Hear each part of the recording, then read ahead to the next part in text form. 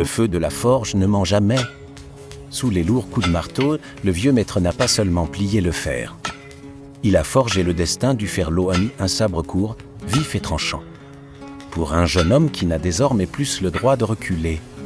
Matin-lot, l'air du Fouta était lourd. Le vieux forgeron ne lui a pas simplement tendu un morceau de fer. En acceptant cette lame, Amadou acceptait le poids de son peuple. Ce n'était plus un jeu d'enfant.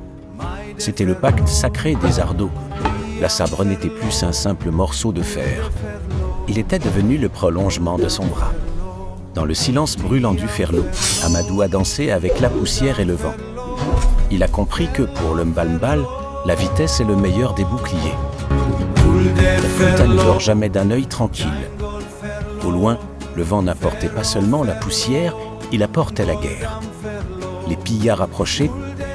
L'enfant du troupeau devait prouver s'il était vraiment devenu l'aigle du ferlo. Il n'était plus un simple berger protégeant son troupeau. Il était devenu le bouclier du ferlo, les pillards ont compris ce jour-là. Pourquoi on l'appellerait l'aigle ?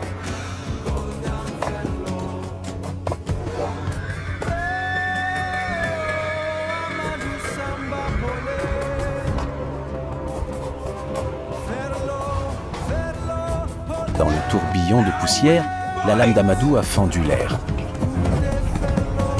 Le choc fut aussi brutal que la foudre.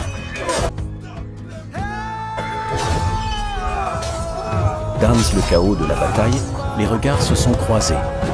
Le chef des pillards, un colosse rompu à la guerre, pensait écraser ce jeune loup. Mais face à lui se tenaient les Riti et des Ardos. N'était plus un combat pour la survie. C'était le jugement du fer.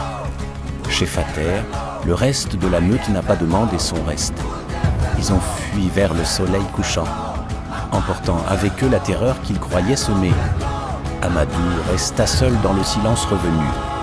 Ce soir-là, il n'était plus seulement le fils du Fouta qu'il en était devenu l'épée.